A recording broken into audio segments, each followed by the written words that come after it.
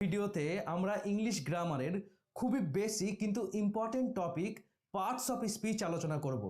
ইংরেজি একদম শুরু থেকে শেখার জন্য পার্টস অফ স্পিচ সম্পর্কে নলেজ থাকা খুব জরুরি। আশা করি ভিডিওটা শেষ পর্যন্ত দেখার পর তুমি সহজেই যে কোনো পার্টস অফ স্পিচ চিনতে পারবে, কারণ এই ভিডিওতে কনসেপ্টের পাশাপাশি প্রচুর এক্সাম্পল সহ ডিটেলসে আলোচনা করব। তাই আর সময় নষ্ট না করে চলো শুরু করা যাক। পার্টস অফ স্পিচ কথাটা ভালো করে বুঝতে হবে। পার্টস মানে হলো অংশ, আর স্পিচ হলো একটা অর্থপূর্ণ বক্তব্য বা বলা যেতে পারে একটা মিনিংফুল সেন্টেন্স। তাই পার্টস অফ স্পিচ মানে হলো একটা বক্তব্য বা বাক্যের বিভিন্ন অংশ। তো এবার একটা এক্সাম্পলের সাহায্যে বিষয়টা আরো ভালো করে বোঝা যাক। For example, Rohan plays football everyday. Rohan plays football everyday, এই পুরোটা একটা স্পিচ। আর রোহন প্লেস ফুটবল এবং এভরিডে হলো এই স্পিচের এক একটা পার্ট। আসলে পার্টস হলো একটা সেন্টেন্সের এক একটা ওয়ার্ড। তো বলা যেতে পারে পার্টস অফ স্পিচ হলো একটা কমপ্লিট সেন্টেন্সের প্রত্যেকটা ওয়ার্ড। তো এবার প্রশ্ন হলো ইংরেজিতে কটা পার্টস অফ স্পিচ আছে? ইংরেজিতে মেইনলি 8টা পার্টস অফ স্পিচ আছে। তো এই 8টা পার্টস অফ স্পিচ হলো noun, pronoun, verb, adjective, adverb, preposition, conjunction এবং ইন্টারজেকশন। তো এবার চলো প্রত্যেকটা পার্টস অফ স্পিচ সম্পর্কে বিস্তারিতভাবে জেনে নিই। তো প্রথম পার্টস অফ স্পিচটা হলো নাউন। নাউনের বাংলা হলো বিশেষ্য। নাউন ব্যক্তি, বস্তু, প্রাণী, স্থান, গুণ, অনুভূতি, প্রাকৃতিক জিনিস ইত্যাদির নাম বোঝায়। মনে রাখবে যেটারই নাম আছে বা যেটাকেই নাম দেয়া যায় সেটাই হলো noun. For example, Rohan. Rohan একটা নাউন, কারণ রোহন হলো একজন ব্যক্তির নাম। টাইগার। টাইগার নাউন, কারণ টাইগার হলো একটা প্রাণীর নাম। চেয়ার। চেয়ার নাউন, কারণ চেয়ার হলো একটা বস্তুর নাম। কলকাতা। কলকাতা নাউন, কারণ কলকাতা হলো একটা স্থানের নাম। অনেস্টি অর্থাৎ সততা। অনেস্টি একটা নাউন, কারণ অনেস্টি হলো একটা গুণের নাম। জয় অর্থাৎ আনন্দ। তো জয় একটা নাউন, কারণ জয় হলো অনুভূতির নাম। স্কাই অর্থাৎ আকাশ। স্কাই নাউন, কারণ স্কাই হলো একটা প্রাকৃতিক জিনিসের নাম। তো চলো এবার কিছু সেন্টেন্স এক্সাম্পল দেখি এবং সেই সেন্টেন্সগুলো থেকে নাউন আইডেন্টিফাই করার চেষ্টা করি। তো প্রথম এক্সাম্পলটা হলো he gave his sister a gift, অর্থাৎ সে তার বোনকে একটা উপহার দিল। তো এই সেন্টেন্সের নাউন হলো সিস্টার এবং গিফট। সিস্টার নাউন কেন? কারণ সিস্টার হলো একজন পার্সন বা ব্যক্তির নাম, তাই সিস্টার একটা নাউন। গিফট একটা নাউন, কারণ গিফট হলো একটা বস্তুর নাম। নেক্সট এক্সাম্পলটা দেখো, শি লাভস চকলেট। এই সেন্টেন্সের নাউন হলো চকলেট। চকলেট নাউন, কারণ চকলেট হলো একটা খাবারের নাম। নেক্সট এক্সাম্পল দেখো, Kolkata is the capital of West Bengal. এই সেন্টেন্সের নাউন হলো কলকাতা, ক্যাপিটাল এবং ওয়েস্ট বেঙ্গল। কলকাতা নাউন কেন? কারণ কলকাতা হলো একটা স্থানের নাম। ক্যাপিটাল নাউন, কারণ ক্যাপিটাল হলো একটি স্থানের নাম। ওয়েস্ট বেঙ্গল এটা নাউন, কারণ এটা একটা স্টেট বা রাজ্যের নাম বা স্থানের নাম। নেক্সট এক্সাম্পল দেখো, my friend Suman is an artist, অর্থাৎ আমার বন্ধু সুমন একজন শিল্পী। এই সেন্টেন্সের নাউন হলো ফ্রেন্ড, সুমন এবং আর্টিস্ট। ফ্রেন্ড নাউন, কারণ ফ্রেন্ড হলো একজন পার্সন বা ব্যক্তির নাম। সুমন এটাও একজন ব্যক্তির নাম, তাই সুমন একটা নাউন। এবং আর্টিস্ট বলতে সেই ব্যক্তিকে বোঝায় যিনি আর্টের সাথে জড়িত থাকেন, অর্থাৎ যিনি মিউজিক, পেন্টিং বা ড্যান্সিং এইসবের সাথে জড়িত থাকেন। তো আর্টিস্ট একজন পার্সনের নাম, তাই আর্টিস্ট একটা নাউন। নেক্সট এক্সাম্পল দেখো, laughter is good for health, অর্থাৎ হাসি স্বাস্থ্যের পক্ষে ভালো। এই সেন্টেন্সের নাউন হলো লাফটার এবং হেলথ। লাফটার অর্থাৎ হাসি এটা একটা নাউন, কারণ এটা একটা ফিলিং অর্থাৎ অনুভূতির নাম, তাই এটা একটা নাউন। আর হেলথ অর্থাৎ স্বাস্থ্য এটা একটা কোয়ালিটি বা আইডিয়ার নাম, তাই হেলথ একটা নাউন। তো আশা করি নাউন বুঝতে পারলে। তো এবার নেক্সট পার্টস অফ স্পিচ হলো প্রোনাউন, যাকে বাংলায় বলে সর্বনাম। যে শব্দ নামের পরিবর্তে বসে তাকেই প্রোনাউন বলে। তো এবার এক্সাম্পলের সাহায্যে প্রোনাউনের কনসেপ্টটা বুঝে নাও। For example, Rohan is a boy, he goes to school everyday, অর্থাৎ রোহন একটা ছেলে, সে প্রতিদিন স্কুলে যায়। এক্ষেত্রে প্রোনাউন হলো হি, কারণ এখানে হি অর্থাৎ সে, এখানে সে বলতে কে? সে বলতে রোহন। রোহনের পরিবর্তে হি বসেছে, তো এখানে প্রোনাউন হলো হি। নেক্সট এক্সাম্পল দেখো, Riya is a girl, she lives in Kolkata, অর্থাৎ রিয়া একটি মেয়ে, সে কলকাতায় থাকে। এখানে প্রোনাউন হলো শি, কারণ শি অর্থাৎ সে বলতে এখানে কে? সে বলতে এখানে রিয়াকে বোঝাচ্ছে, তাই শি রিয়ার পরিবর্তে বসেছে, তাই শি একটা প্রোনাউন। তো ইংরেজির কিছু কমন প্রোনাউনের এক্সাম্পল হলো আই অর্থাৎ আমি, ইউ তুমি বা তোমরা, হি অর্থাৎ সে, শি সে। হি ছেলেদের ক্ষেত্রে ব্যবহার হয় আর শি মেয়েদের ক্ষেত্রে ব্যবহার হয়। উই আমরা, দে অর্থাৎ তারা, ইট এটি বা ইহা, মি আমাকে, হিম তাকে, হার তাকে। হিম ছেলেদের ক্ষেত্রে ব্যবহার হয় আর হার মেয়েদের ক্ষেত্রে ব্যবহার হয়। আস আমাদেরকে, মাইন অর্থাৎ আমার, ইয়োর্স তোমার বা তোমাদের, হিজ তার, আওয়ার্স আমাদের, হার্স তার, দেয়ার অর্থাৎ তাদের, ইটস অর্থাৎ এটার।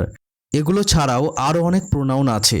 তো নেক্সট যখন প্রোনাউনের উপর ডিটেল ভিডিও বানাবো তখন বিস্তারিতভাবে আলোচনা করব। তো এখন চলো কিছু সেন্টেন্স এক্সাম্পল থেকে প্রোনাউন চিনে নেওয়া যাক। প্রথম এক্সাম্পলটা হলো he likes pizza but not pasta, অর্থাৎ সে পিৎজা পছন্দ করে কিন্তু পাস্তা পছন্দ করে না। এই সেন্টেন্সে প্রোনাউন হলো হি। নেক্সট এক্সাম্পল দেখো, দে আর হ্যাপি, অর্থাৎ তারা সুখী। এই সেন্টেন্সে প্রোনাউন হলো they. Next, you can do it, তুমি এটা করতে পারো। এই সেন্টেন্সে প্রোনাউন হলো ইউ অর্থাৎ তুমি। নেক্সট এক্সাম্পলটা দেখো, উই লাভ হিম, অর্থাৎ আমরা তাকে ভালোবাসি। এই সেন্টেন্সে প্রোনাউনগুলো হলো উই এবং হিম। তো আশা করি প্রোনাউন বুঝতে পারলে। তো এবার নেক্সট পার্টস অফ স্পিচটা হলো ভার্ব, যাকে বাংলায় বলে ক্রিয়া। ভার্ব হলো এমন শব্দ যার দ্বারা কোনো কাজ করা বা হওয়া বোঝায়। যেমন রিড অর্থাৎ পড়া, ডু মানে করা, ওয়াক অর্থাৎ হাঁটা, গো অর্থাৎ যাওয়া, রান অর্থাৎ দৌড়ানো, লার্ন অর্থাৎ শেখা, ইট অর্থাৎ খাওয়া। আর হওয়া বোঝাতে বি ভার্ব ব্যবহার করা হয়। বি ভার্ব হলো am, is, are, was, were, shall be, will be. যেমন দেখো, আই অ্যাম এ বয় অর্থাৎ আমি একটা ছেলে, বা বলতে পারো আমি হই একটা ছেলে। অ্যাকচুয়ালি হই কথাটা বাংলায় উচ্চ থাকে। দ্য ম্যান ইজ ওল্ড, লোকটি বৃদ্ধ। আসলে লোকটি হয় বৃদ্ধ, কিন্তু হয় কথাটা বাংলায় উচ্চ থাকে। তো এবার ভার্ব সম্পর্কে তোমাকে কিছু গুরুত্বপূর্ণ জিনিস মনে রাখতে হবে। যেমন টাইম অর্থাৎ প্রেজেন্ট, পাস্ট এবং ফিউচার অনুসারে ভার্বের রূপ পরিবর্তন হয়। For example, I play football, আমি ফুটবল খেলি, এটা প্রেজেন্ট। আই প্লেড ফুটবল, আমি ফুটবল খেলেছিলাম, এটা পাস্ট। এবং আই শ্যাল প্লে ফুটবল, অর্থাৎ আমি ফুটবল খেলবো, এটা ফিউচার। তো এখানে আমরা ভার্বের তিনটি রূপ দেখতে পাচ্ছি, প্লে, প্লেড এবং শ্যাল প্লে।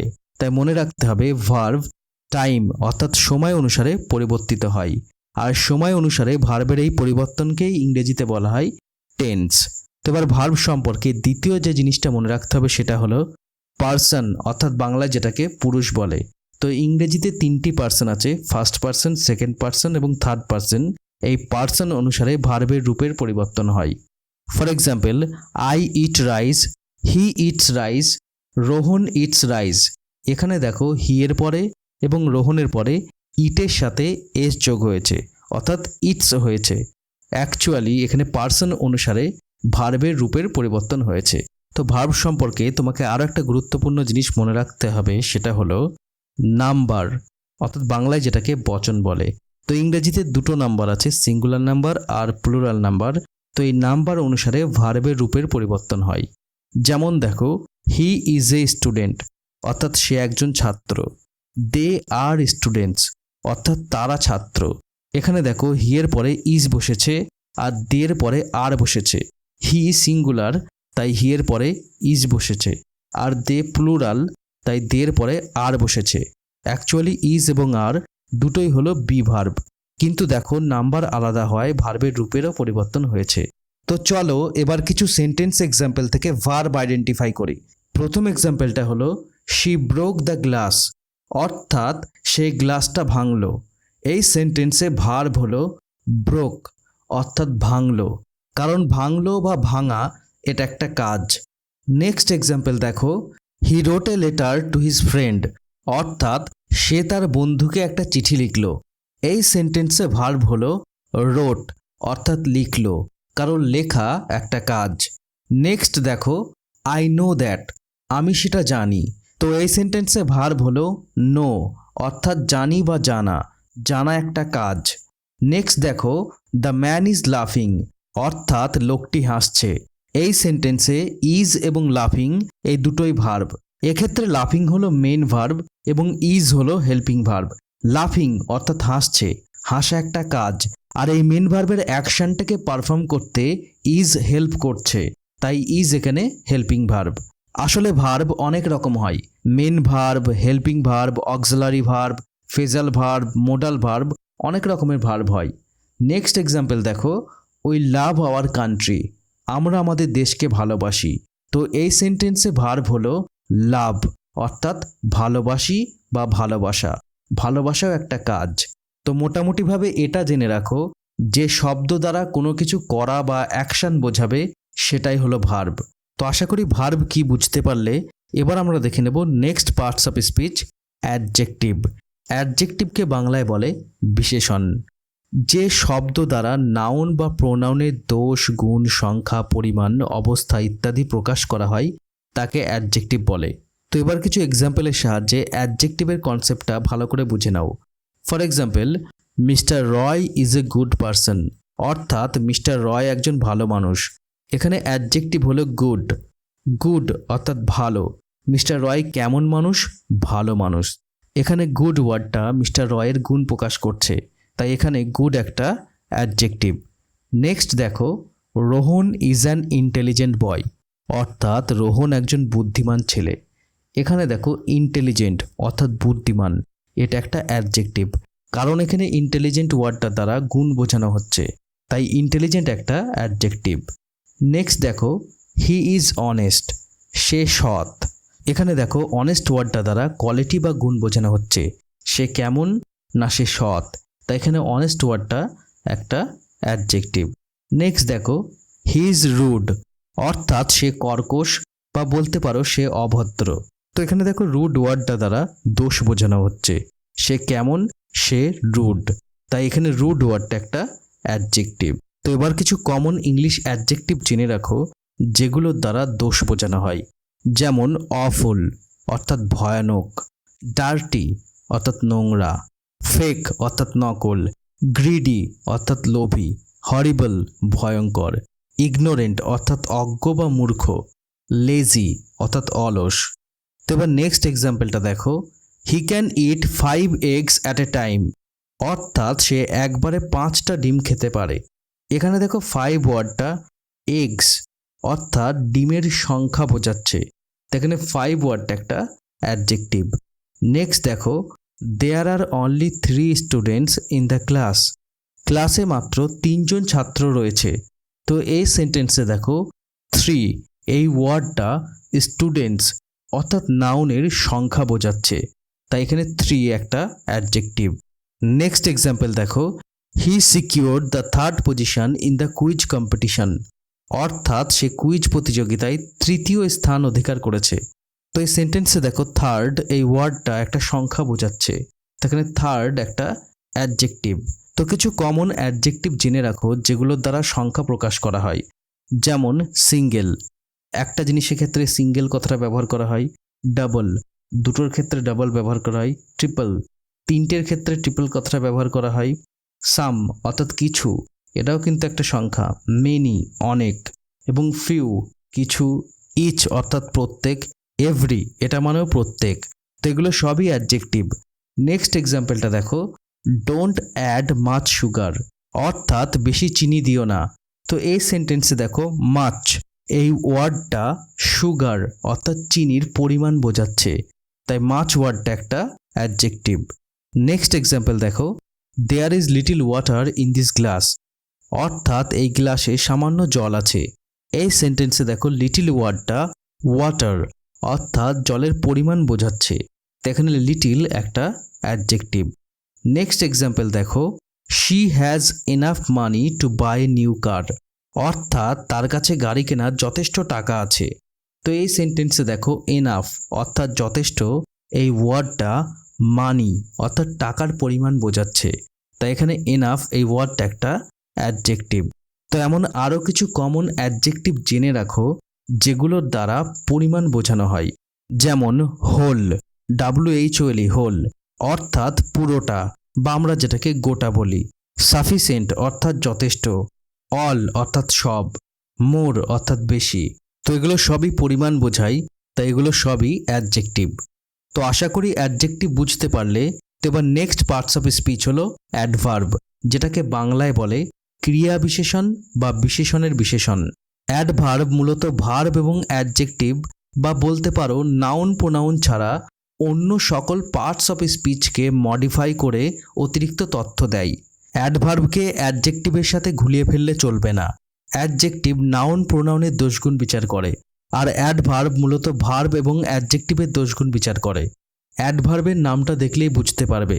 এক্ষেত্রে মনে রাখবে অ্যাড মানে হলো অ্যাডজেক্টিভ, তাই অ্যাডভার্ব মানে হলো অ্যাডজেক্টিভ প্লাস ভার্ব, অর্থাৎ অ্যাডজেক্টিভ এবং ভার্বের দোষগুণ বিচার করে অ্যাডভার্ব। তো এবার এক্সাম্পলের সাহায্যে অ্যাডভার্বের কনসেপ্টটা ভালো করে বুঝে নাও। For example, the man is very honest অর্থাৎ লোকটি খুব সৎ। এখানে দেখো ভেরি এই ওয়ার্ডটা অনেস্ট অর্থাৎ অ্যাডজেক্টিভের দোষগুণ বিচার করছে। তো এখানে ভেরি এটা একটা অ্যাডভার্ব, কারণ সে কতটা সৎ, সে খুবই সৎ, তাই এখানে ভেরি একটা অ্যাডভার্ব। নেক্সট এক্সাম্পল দেখো, he ran quickly to catch the bus অর্থাৎ সে বাস ধরতে খুব দ্রুত দৌড়ালো। তো এখানে দেখো কুইকলি এই ওয়ার্ডটা রান অর্থাৎ ভার্বের দোষগুণ বিচার করছে। সে কেমন দৌড়ালো, খুব দ্রুত দৌড়ালো, তাই এখানে কুইকলি এই ওয়ার্ডটা একটা অ্যাডভার্ব। সাধারণত আমরা মনে করি কোনো ওয়ার্ডের শেষে এলওয়াই যোগ থাকলে সেটা অ্যাডভার্ব হয়, যেমন কেয়ারফুলি, বিউটিফুলি, নর্মালি। আসলে এক্ষেত্রে অ্যাডজেক্টিভের সাথে এলওয়াই যোগ করে অ্যাডভার্ব করা হয়। যেমন ধরো বিউটিফুলি, এখানে বিউটিফুল এটা একটা অ্যাডজেক্টিভ এবং এর সাথে এলওয়াই যোগ করে এটাকে অ্যাডভার্ব করা হয়েছে। একই রকমভাবে careful plus LY carefully, smart plus LY smartly. তবে মাথায় রাখতে হবে কোনো ওয়ার্ডের শেষে এলওয়াই থাকলে তবেই সেটা অ্যাডভার্ব, আর এলওয়াই না থাকলে সেটা অ্যাডভার্ব নয় এমনটা নয়। কারণ অ্যাডভার্ব অনেক রকমের হয়, সময় সংক্রান্ত অ্যাডভার্ব, স্থান সংক্রান্ত অ্যাডভার্ব, আরও অনেক ধরনের অ্যাডভার্ব হয়। তো কিছু পরিচিত এবং বেশি ব্যবহৃত অ্যাডভার্বের উদাহরণ হলো নাও অর্থাৎ এখন, সুন শীঘ্রই, স্টিল তবুও, দেন অর্থাৎ তখন বা তারপর, টুডে অর্থাৎ আজ, টুমোরো অর্থাৎ কাল, ইয়েট অর্থাৎ এখনও বা এই পর্যন্ত, সিন্স থেকে, কোনো নির্দিষ্ট সময় থেকে বোঝাতে সিন্স ব্যবহার করা হয়। নেক্সট এগো অর্থাৎ আগে, অলরেডি ইতিমধ্যে, ওয়ান্স একদা বা একবার, সামডে কোনো একদিন, হিয়ার এখানে, দেয়ার সেখানে, এনিহোয়ার যে কোনো স্থানে, সামহোয়ার কোনো একটা জায়গায়, এভরিহোয়ার সব জায়গায়, নোহোয়ার কোথাও না, কোয়াইট পুরোপুরি, অলমোস্ট প্রায় বা কাছাকাছি, এভার চিরকাল, নেভার কখনোই না, অলওয়েজ সর্বদা, অফেন প্রায়ই, সেলডম কদাচিৎ, এভরিডে প্রত্যেক দিন, সামটাইমস কখনো কখনো। তো এগুলো সবই হলো অ্যাডভার্বের এক্সাম্পল। তো আশা করি অ্যাডভার্ব বুঝতে পারলে। নেক্সট পার্টস অফ স্পিচ হলো প্রিপোজিশন, যাকে বাংলায় বলে পদান্বয়ী অব্যয়। যেসব শব্দ নাউন বা প্রোনাউনের আগে অবস্থান করে বাক্যের অন্যান্য অংশের সাথে ওই নাউন বা প্রোনাউনের সম্পর্ক স্থাপন করে তাকে প্রিপোজিশন বলে। তো এবার এক্সাম্পলের সাহায্যে প্রিপোজিশনের কনসেপ্টটা ভালো করে বুঝে নাও। For example, put the book on the table অর্থাৎ বইটা টেবিলের উপর রাখো। এই বাক্যটার দিকে তাকালে আমরা দেখতে পাই যে যদি আমরা নাউন অর্থাৎ দ্য টেবিলের আগে কোনো প্রিপোজিশন না বসাই, তাহলে দ্য টেবিল এই শব্দটা বাক্য থেকে বিচ্ছিন্ন হয়ে যাচ্ছে, কিন্তু অন বসানোর কারণেই এটা বাক্যের সাথে যুক্ত হয়ে যাচ্ছে। এখানে অন ওয়ার্ডটা দ্য টেবিলের সাথে বাক্যের অন্যান্য ওয়ার্ডগুলোর সম্পর্ক স্থাপন করছে, তাই এখানে অন একটা প্রিপোজিশন। নেক্সট এক্সাম্পল দেখো, they are waiting for the bus, তারা বাসের জন্য অপেক্ষা করছে। তো এখানে যদি ফর ওয়ার্ডটা না থাকে তাহলে দ্য বাস এই ওয়ার্ডটার সাথে বাক্যের অন্যান্য ওয়ার্ডের কোনো সম্পর্ক থাকবে না, তাই এখানে ফর ওয়ার্ডটা একটা প্রেপোজিশন। নেক্সট এক্সাম্পল দেখো, the cat is sleeping under the chair, অর্থাৎ বিড়ালটা চেয়ারের তলায় ঘুমাচ্ছে। এখানে আন্ডার ওয়ার্ডটা যদি না থাকে তাহলে দ্য চেয়ার এই ওয়ার্ডটার সাথে বাক্যের অন্যান্য ওয়ার্ডের কোনো সম্পর্ক থাকবে না, তাই এখানে আন্ডার একটা প্রিপোজিশন। তো ইংরেজির কিছু বেসিক প্রিপোজিশন হলো ইন, ভিতরে বোঝাতে ইন ব্যবহার করা হয়, তবে ইন আরও অনেক ক্ষেত্রে ব্যবহার করা হয়, যেমন বছরের আগে ইন ব্যবহার করা হয়, দেশের নামের আগে ইন ব্যবহার করা হয়। নেক্সট অ্যাট, অ্যাট অনেক ক্ষেত্রে ব্যবহার করা হয়, অ্যাট সময়ের আগে ব্যবহার করা হয়, গ্রাম বা ছোট জায়গার নামের আগে অ্যাট ব্যবহার করা হয়। নেক্সট বাই, বাই মানে হলো দ্বারা, অফ মানে এর, ফর মানে জন্য, অন, অন কোনো কিছুর উপর বোঝাতে ব্যবহার করা হয়, তবে আরও অনেক ক্ষেত্রে অন ব্যবহার করা হয়, যেমন দিন বা ডেটের আগে অন ব্যবহার করা হয়। নেক্সট ওভার, ওভার মানে উপরে, অ্যাভব, অ্যাভব মানেও উপরে, তবে অন, ওভার এবং অ্যাভব এই তিনটির অর্থ উপরে হলেও এই তিনটির পার্থক্য আছে। এই ছবিগুলো দেখো তাহলে পার্থক্যটা বুঝতে পারবে। নেক্সট আন্ডার, আন্ডার মানে হলো তলায়, টু, টু মানে প্রতি, ফ্রম মানে থেকে, অ্যাবাউট সম্বন্ধে, উইথ সাথে, ইনটু কোনো কিছুর বাইরে থেকে ভিতরে প্রবেশ করা বোঝাতে ইনটু ব্যবহার করা হয়। নেক্সট উইদিন মানে মধ্যে, তবে একটা সীমানার মধ্যে, উইদাউট মানে ছাড়া বা ব্যতীত, বিটুইন মানে মধ্যে, তবে দুটো জিনিসের মাঝে বোঝাতে বিটুইন ব্যবহার করা হয়। নেক্সট অ্যামং, অ্যামং মানেও মধ্যে, তবে দুটোর বেশির ক্ষেত্রে অ্যামং ব্যবহার করা হয়। নেক্সট বিহাইন্ড মানে পিছনে, বিসাইড মানে পাশে, অ্যালং মানে বরাবর বা পাশাপাশি, অ্যাক্রস মানে আড়াআড়ি, ইন ফ্রন্ট অফ মানে সামনে, ইন বিহাফ অফ মানে পক্ষে, আর এগেনস্ট মানে বিরুদ্ধে। তো আশা করি প্রেপোজিশন কি বুঝতে পারলে এবং এবার থেকে প্রেপোজিশন চিনতে পারবে। নেক্সট পার্টস অফ স্পিচটা হলো কনজাংশন, যাকে বাংলায় বলে সংযোজক অব্যয়। যেসব ওয়ার্ড একাধিক শব্দ, বাক্য বা ক্লজকে যুক্ত করে তাদের কনজাংশন বলে। কনজাংশন মনে রাখার জন্য কানেকশন কথাটা মনে রাখবে। কানেকশন মানে হলো সংযোগ ঘটানো, তো কনজাংশন ওয়ার্ডে ওয়ার্ডে সংযোগ ঘটায়, বা সেন্টেন্স প্লাস সেন্টেন্সের সংযোগ ঘটায়, বা ক্লজের সংযোগ ঘটায়। তো এবার এক্সাম্পলের সাহায্যে কনজাংশনের কনসেপ্টটা বুঝে নেওয়া যাক। যেমন দেখো, Rohan and Suman are two friends, অর্থাৎ রোহন এবং সুমন দুই বন্ধু। এখানে দেখো অ্যান্ড অর্থাৎ এবং, এটা রোহন ও সুমন এই দুটো ওয়ার্ডসের মধ্যে কানেকশন তৈরি করছে, তাই এখানে অ্যান্ড একটা কনজাংশন। নেক্সট দেখো, I trust him because he is honest, অর্থাৎ আমি তাকে বিশ্বাস করি কারণ সে সৎ। এখানে দেখো বিকজ অর্থাৎ কারণ, এটা আই ট্রাস্ট হিম আমি তাকে বিশ্বাস করি, এবং হি ইজ অনেস্ট অর্থাৎ সে সৎ, এই দুটো সেন্টেন্সের কানেকশন ঘটাচ্ছে, তাই এখানে বিকজ একটা কনজাংশন। তো ইংরেজির কিছু বেসিক কনজাংশন হলো বাট মানে কিন্তু, অর মানে অথবা, সো মানে সুতরাং, দো যদিও, ইফ যদি, অ্যাজ যেহেতু, বিকজ কারণ, টিল ততক্ষণ পর্যন্ত, আনটিল যতক্ষণ না, আইদার অর হয় এটা না হয় ওটা, নাইদার নর এটাও না ওটাও না, নট অনলি বাট অলসো শুধু এটাও না ওটাও। তো আশা করি কনজাংশন কি বুঝতে পারলে। তো নেক্সট এবং লাস্ট পার্টস অফ স্পিচটা হলো ইন্টারজেকশন, যেটাকে বাংলায় বলে আবেগসূচক অব্যয়। যেসব শব্দ সাডেন ফিলিংস অর্থাৎ আকস্মিক আবেগ এবং স্ট্রং ফিলিংস অর্থাৎ দৃঢ় অনুভূতি বা মনের ভাব প্রকাশ করে তাদের ইন্টারজেকশন বলে। ইন্টারজেকশন চেনা খুব সহজ, কারণ ইন্টারজেকশনের পর এই চিহ্নটা বসে। এটা অনেকটা উল্টানো আয়ের মতো দেখতে। এটাকে বলে এক্সক্লামেটরি সাইন বা বিস্ময়সূচক চিহ্ন। তো ইংরেজির কিছু বেসিক ইন্টারজেকশন হলো হুররে, এটা আনন্দ প্রকাশ করতে ব্যবহার করা হয়।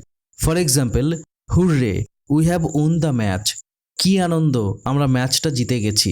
অ্যালাক এটা দুঃখ বা হতাশা প্রকাশ করতে ব্যবহার করা হয়।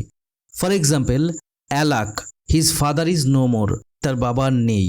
অ্যালাস এটা আক্ষেপ প্রকাশ করতে ব্যবহার করা হয়।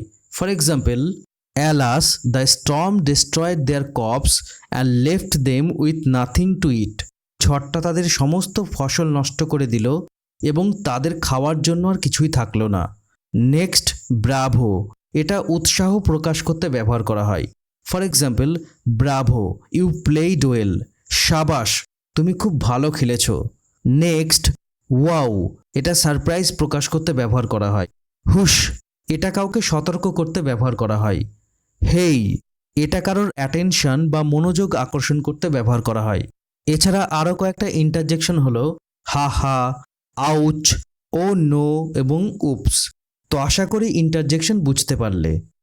আশা করি পার্টস অফ স্পিচ বুঝতে পেরেছো এবং এবার থেকে যে কোনো পার্টস অফ স্পিচ সহজে চিনতে পারবে।